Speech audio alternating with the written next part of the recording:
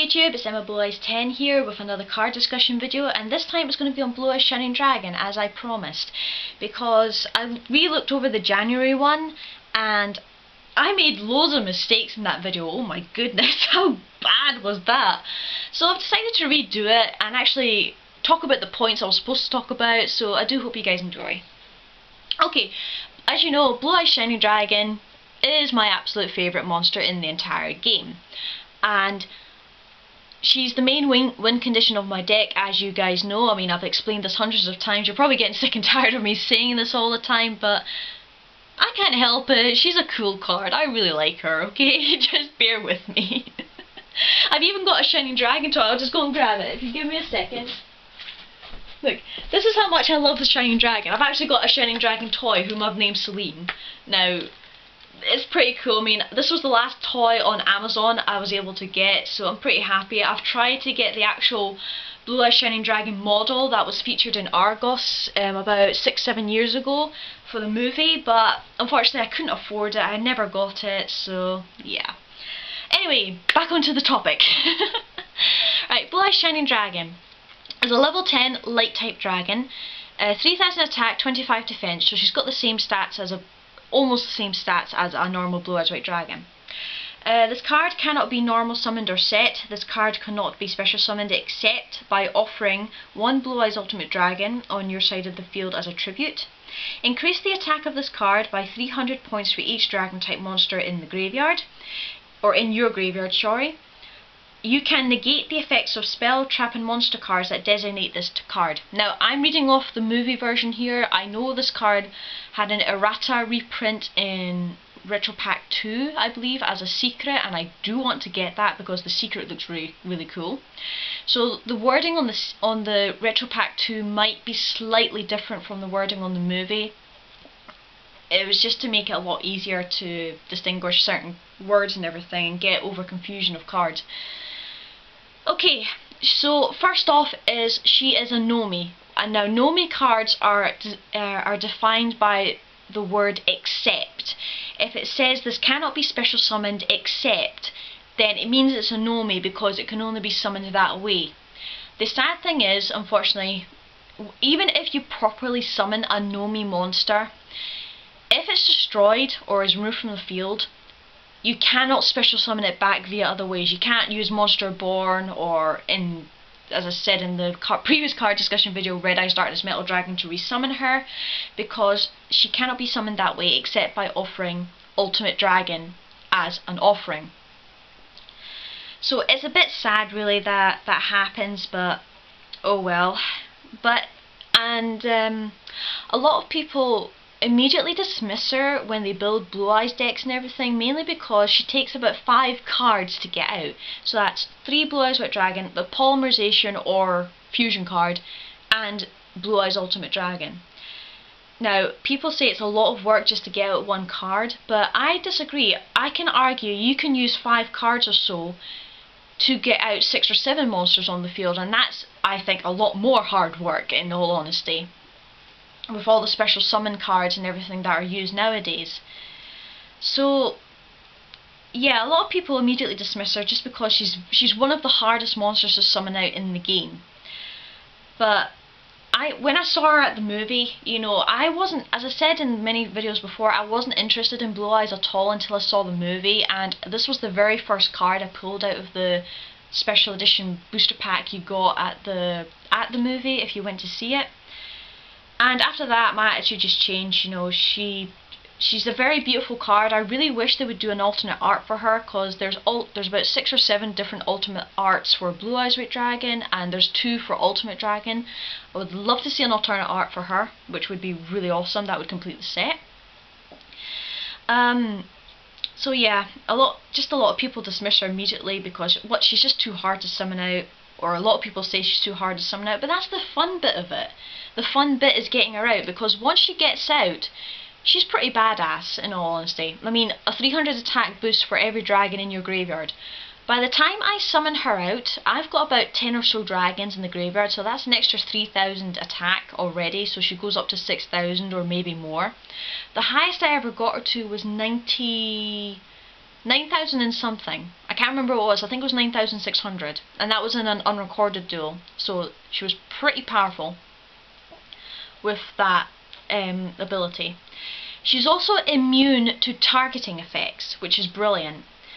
But unfortunately, she's still vulnerable to the commonly played mass destruction cards such as Mirror Force, Dark Hole, Lightning Vortex, Bottomless Trap Hole, Torrential Tribute and all that.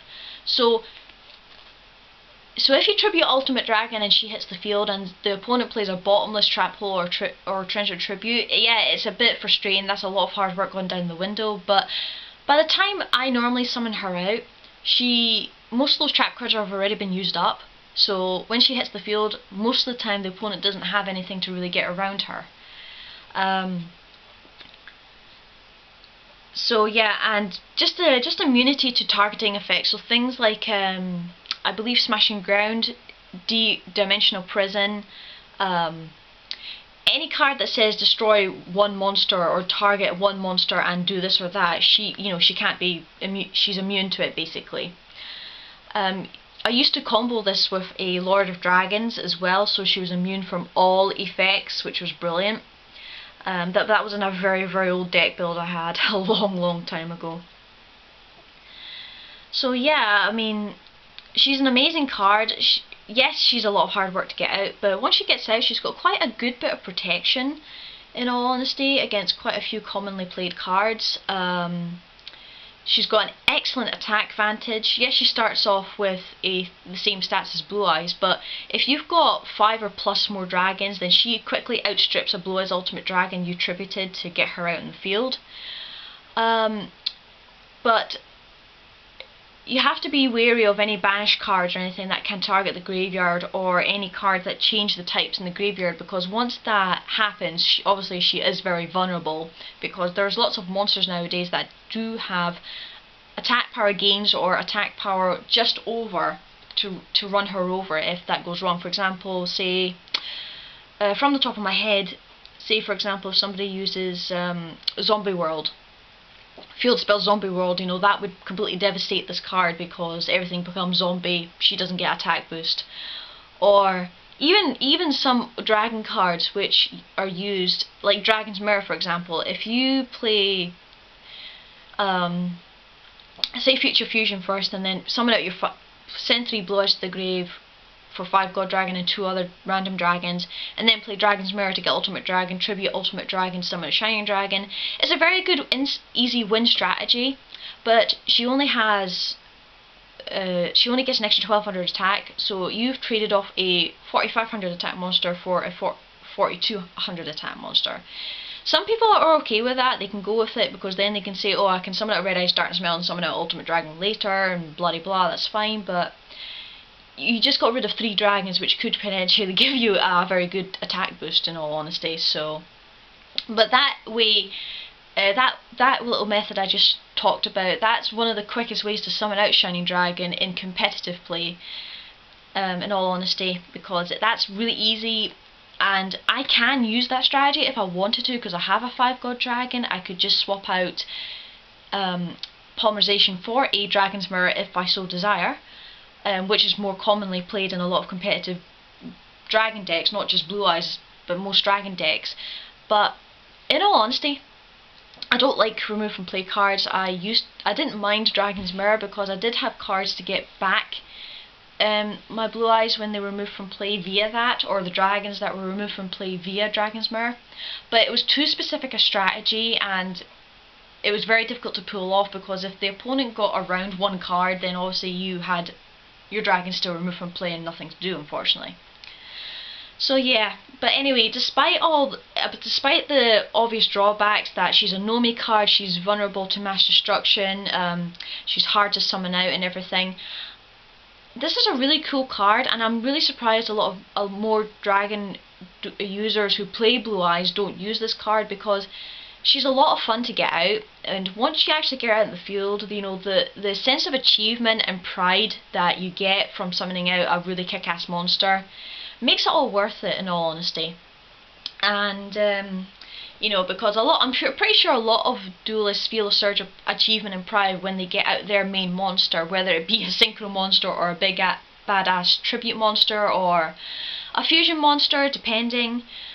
So yeah, if you guys can spend 5 or so cards getting out several other monsters, how is it you can't spend those same cards to try and get out one? Obviously people who play very competitively obviously want easy wins. They don't want to make anything too difficult for themselves so they can get their easy wins and all that. I can understand that, but this keeps the fun element in the deck, in all honesty. You know, because if I really wanted to go competitive, you could say I could just take out Shining Dragon and Ultimate Dragon and boom, all I'd have to do is make the deck a lot more competitive by adding a lot more competitive cards and stuff like that, but it's not me. You know, this is, as I said, if I've got an absolute favourite card in the game, you'd want to use it as much as possible, hence why I'm using Blue Eyes Shining Dragon now. I have tried to build a Hopeless Blue Eyes Dragon with Shining Dragon in it, and it just does not work out, unfortunately. It just doesn't feel right or anything, so yeah. Well, anyway, I think I've exhausted every possibility I can think of at the moment talking about Blue Eyes Shining Dragon. If you guys have got any more comments on this, you know, just post down in the comments below. I'd like to know what your thoughts are and everything. And I hope you enjoyed this card discussion. And I will possibly do some more card discussions later on. I don't know what I'm going to talk about yet. I'll probably do a Crystal Beast one next, or something about Rainbow Dragon or something like that maybe. I don't know yet. Anyway guys, I hope you enjoyed that, and take care, and we'll see you later. Bye!